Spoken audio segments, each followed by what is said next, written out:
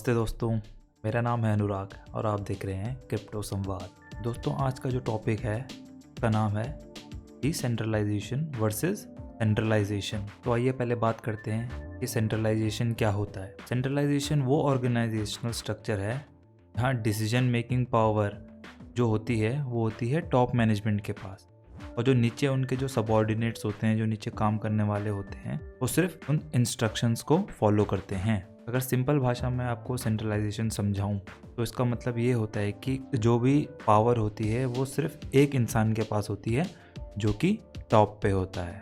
अब बात करते हैं डिसेंट्रलाइजेशन की। डिसेंट्रलाइजेशन वो ऑर्गेनाइजेशन स्ट्रक्चर है जहाँ की डिसीजन मेकिंग पावर होती है वो टॉप मैनेजमेंट के पास नहीं रहती। वो जो उनके नीचे काम कर रहे होते हैं सबऑर्डिनेट्स, उन पे इक्वली डिस्ट्रीब्यूटेड होती है। जैसे कि प्लानिंग, डिसीजन मेकिंग, वो सारी वो मिलके करते हैं, ना कि कोई एक इंसान जो कि टॉप पे है सिर्फ वो करता है। तो डिसेंट्रलाइजेशन शॉर्ट में आपको समझाऊं तो इसका मतलब ये है कि टॉप मैनेजमेंट के पास पावर नहीं रहती, जो कि पावर होती है वो इक्वली डिस्ट्रीब्यूटेड होती है सब में, सब डिसीजन मेकिंग का हिस्सा होते हैं। अब बात कर लेते हैं सेंट्रलाइज्ड एक्सचेंज की। एक्सचेंज क्या होता है दोस्तों? सेंट्रलाइज्ड क्रिप्टो एक्सचेंज वो जगह है जहां आप अपने डिजिटल एसेट्स खरीद और बेच सकते हैं। सेंट्रलाइज्ड एक्सचेंज में आपको थर्ड पार्टी को ट्रस्ट करना पड़ता है, क्योंकि डिसीजन मेकिंग पावर उन्हीं के पास रहती है एंड उनके पास आपका डाटा भी स्टोर्ड रहता है।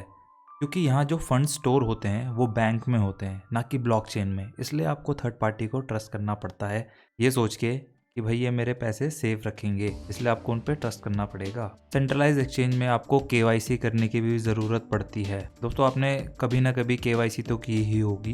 केवाईसी का मतलब नो योर कस्टमर। वो आपकी डिटेल मांगते हैं ताकि वो आपकी वेरिफिकेशन कर सकें। दोस्तों, सेंट्रलाइज एक्सचेंज में जो भी वेरीफाइड यूज़र होते हैं उनको एक्सचेंज की तरफ से सपोर्ट प्रोवाइड होती है। जैसे अगर आपको कोई भी प्रॉब्लम हो रही है, आप पासवर्ड गुम हो गया है, तो आप उनकी टेक्निकल सपोर्ट टीम से बात करके अपना जो भी आपका प्रॉब्लम है वो सॉल्व कर सकते हैं। अब बात कर लेते हैं डिसेंट्रलाइज्ड एक्सचेंज की। दोस्तों, इसका काम भी सेम होता है सेंट्रलाइज्ड एक्सचेंज की तरह। यहाँ पर भी आप अपने जो डिजिटल एसेट्स हैं वो खरीद या बेच सकते हैं। दोस्तों, इसमें थर्ड पार्टी की कोई रिक्वायरमेंट ही नहीं है। जैसे कि आपने सेंट्रलाइज में देखा था कि उसमें हमें थर्ड पार्टी के ऊपर डिपेंडेंट रहना पड़ता था, क्योंकि सारे पैसे हमारे बैंक में सेव होते थे। लेकिन डिसेंट्रलाइज एक्सचेंज में जो भी हमारे सारे एसेट्स हैं, पैसे हैं, वो ब्लॉकचेन में स्टोर्ड हैं, तो हमें कोई थर्ड पार्टी के ऊपर डिपेंडेंट रहने की या उन्हें ट्रस्ट करने की कोई ज़रूरत नहीं है। दोस्तों, डिसेंट्रलाइज एक्सचेंज में पीयर टू पीयर ट्रेडिंग की भी फैसिलिटी उपलब्ध है। पीयर टू पीयर ट्रेडिंग का मतलब होता है दोस्तों, अगर आपको मुझे पैसे भेजने हैं, मुझे या आपको कुछ डिजिटल एसेट भेजना है, तो मैं डायरेक्ट आपके एड्रेस पे भेज सकता हूँ बिना किसी बिचौलिए के। जैसा कि मैंने आपको बताया कि इसमें थर्ड पार्टी का कोई रोल नहीं है, इसलिए मैं डायरेक्ट आपके एड्रेस पे वो पैसे भेज सकता हूँ। जो भी आपका डिजिटल एड्रेस होगा, एक्सचेंज का एड्रेस होगा, मैं डायरेक्ट वहाँ आपके डिजिटल एसेट्स भेज सकता हूँ। अब हम सेंट्रलाइज्ड और डिसेंट्रलाइज्ड एक्सचेंज की 8 क्वालिटीज़ के बारे में अलग अलग से उन पर चर्चा करेंगे। और ये 8 क्वालिटी कौन कौन सी हैं, आइए देख लेते हैं। पहली है कंट्रोल, दूसरी है सिक्योरिटी, तीसरी है पॉपुलैरिटी, चौथी है फीस, पांचवी है फीचर्स, छठी है रेगुलेशंस, सातवीं है लिक्विडिटी एंड आठवीं है स्पीड। चलिए अब इनके बारे में थोड़ा डिटेल में बात कर लेते हैं। सिक्योरिटी की बात कर लेते हैं कि सेंट्रलाइज एक्सचेंज में कैसी सिक्योरिटी होती है और डिसेंट्रलाइज में कैसी सिक्योरिटी होती है। तो बात करते हैं सेंट्रलाइज एक्सचेंज की। सेंट्रलाइज एक्सचेंज में हमें काफ़ी कम सिक्योरिटी देखने को मिलती है कंपेयर टू डिसेंट्रलाइज एक्सचेंज। जैसे कि मैंने आपको बताया कि जो सेंट्रलाइज एक्सचेंज का डाटा होता है वो एक ही कंप्यूटर में स्टोर्ड होता है, तो हैकर्स का ज़्यादा चांस है उस डाटा को निकालने का। डिसेंट्रलाइज एक्सचेंज काफ़ी ज़्यादा सिक्योरिटी प्रोवाइड करता है आपको। जैसा कि मैंने आपको बताया कि डिसेंट्रलाइज एक्सचेंज है वो ब्लॉकचेन टेक्नोलॉजी का यूज़ करता है, तो इसमें कोई सिंगल कंप्यूटर का यूज़ नहीं होता। जो भी कंप्यूटर उस नेटवर्क का पार्ट है उस सभी में आपका डाटा स्टोर्ड होता है। तो अगर कोई हैकर आपके डाटा को हैक करना चाहेगा तो उसे एक कंप्यूटर नहीं बल्कि जो भी उस सिस्टम का पार्ट है उन सारे कंप्यूटर्स को हैक करना पड़ेगा। तो ये एक तरह की से नामुमकिन हो जाता है। अब बात कर लेते हैं पॉपुलैरिटी की। दोस्तों, सेंट्रलाइज एक्सचेंज काफ़ी पॉपुलर हैं क्योंकि ये बहुत पहले से चले आ रहे हैं और ये फर्स्ट भी थे मार्केट में आने वाले, तो इसलिए इनकी पॉपुलैरिटी ज़्यादा है सेंट्रलाइज एक्सचेंज की। एंड ये अच्छा इंफ्रास्ट्रक्चर एंड लिक्विडिटी प्रोवाइड करते हैं। दोस्तों, डिसेंट्रलाइज एक्सचेंज के काफ़ी फ़ायदे हैं, बट फिर भी ये सेंट्रलाइज एक्सचेंज से काफ़ी पीछे है पॉपुलैरिटी में। क्योंकि ये इनका इंफ्रास्ट्रक्चर और लिक्विडिटी एवरेज है और ये काफ़ी लेट भी आए हैं मार्केट में, इसलिए पॉपुलैरिटी थोड़ी कम भी है इनकी। आने वाले टाइम पे ये पॉपुलैरिटी बढ़ेगी, लेकिन फ़िलहाल के लिए अभी तक इनकी पॉपुलैरिटी उतनी ज़्यादा नहीं है।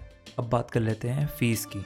सेंट्रलाइज एक्सचेंज में आपको सर्विस चार्जेस पे करने पड़ते हैं। अगर आप उनकी सर्विस यूज़ कर रहे हो तो आपको थोड़ा उनको सर्विस चार्जेस भी देने पड़ेंगे, और जो उसकी अमाउंट होती है वो एक सर्विस से दूसरी सर्विस जो प्रोवाइडर होता है उनकी अलग अलग फ़ीस होती है, किसी की सेम नहीं होती, हर किसी की अलग अलग होती है फ़ीस। एंड डिसेंट्रलाइज एक्सचेंज में उतनी ज़्यादा फ़ीस नहीं है, ना के बराबर फ़ीस है। दोस्तों ये बस थोड़ा सा चार्ज अपना लेते हैं ताकि वो अपने ऑर्डर मैच कर सकें ब्लॉकचेन में, बस उसी का चार्ज लेते हैं, बाकी यहाँ कोई चार्जेस नहीं है। और फीचर्स, सेंट्रलाइज क्रिप्टो एक्सचेंज में ज़्यादा फीचर हैं डिसेंट्रलाइज क्रिप्टो एक्सचेंज से, जैसे कि portfolio management tools, margin trading and multiple advanced order types.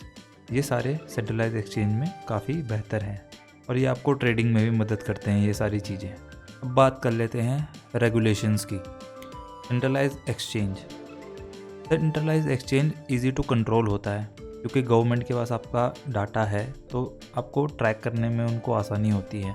Centralise exchange में आपको परमिट्स की भी ज़रूरत पड़ती है। सेंट्रलाइज एक्सचेंज में जहाँ आप वो एक्सचेंज खोल रहे हो, जहाँ वो एक्सचेंज चल रहा है, वहाँ की गवर्नमेंट्स के रूल्स भी आपको फॉलो करने पड़ते हैं।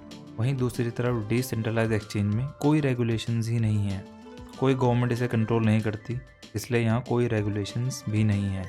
एंड ये थोड़ा डिफ़िकल्ट होता है कंट्रोल करने में, क्योंकि गवर्नमेंट के पास आपका डाटा नहीं है एंड गवर्नमेंट इसे कंट्रोल नहीं करती, इसलिए थोड़ा डिफ़िकल्ट हो जाता है कंट्रोल करने में। लिक्विडिटी, सेंट्रलाइज एक्सचेंज में ज़्यादा लिक्विडिटी होती है, तो अगर किसी कमोडिटी की डिमांड ज़्यादा है तो उस कमोडिटी को बहुत लोगों के द्वारा खरीदा या बेचा जा सकता है इन सेंट्रलाइज एक्सचेंज में। वहीं दूसरी तरफ डिसेंट्रलाइज एक्सचेंज में लिक्विडिटी काफ़ी कम है, क्योंकि वहाँ एक ऑर्डर को ही प्रोसेस होने में थोड़ा टाइम लग जाता है। जैसे कि वहाँ अगर एक ऑर्डर मैच करना होता है तो उसमें वो थोड़ा टाइम ले लेता है, लेकिन आने वाले टाइम में डेफिनेटली ये चीज़ें फिक्स हो जाएंगी। अब बात कर लेते हैं स्पीड की। सेंट्रलाइज एक्सचेंज फास्टर है डिसेंट्रलाइज एक्सचेंज से। यहाँ एक एवरेज जो ट्रांजैक्शन होती है उसमें लगते हैं 10 मिलीसेकंड एक ट्रांजैक्शन को कंप्लीट होने में। वहीं डिसेंट्रलाइज एक्सचेंज काफ़ी स्लो है। डिसेंट्रलाइज एक्सचेंज में 15 सेकंड लगते हैं एक रिक्वेस्ट को मैच एंड फिल होने में, और यहाँ एक ऑर्डर को कंप्लीट होने के लिए 1 मिनट लगता है, जो कि बहुत ज़्यादा है सेंट्रलाइज एक्सचेंज से भी। तो सेंट्रलाइज एक्सचेंज फास्ट है, डिसेंट्रलाइज एक्सचेंज थोड़ा स्लो है।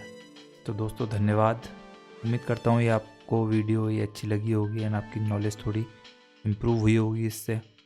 तो अगर आपकी नॉलेज थोड़ी गेन हुई इससे तो प्लीज़ लाइक कर देना, कमेंट कर देना एंड वीडियो को जितना हो सके उतना शेयर कर देना। तब तक के लिए bye bye, take care and मिलते हैं अगली वीडियो में।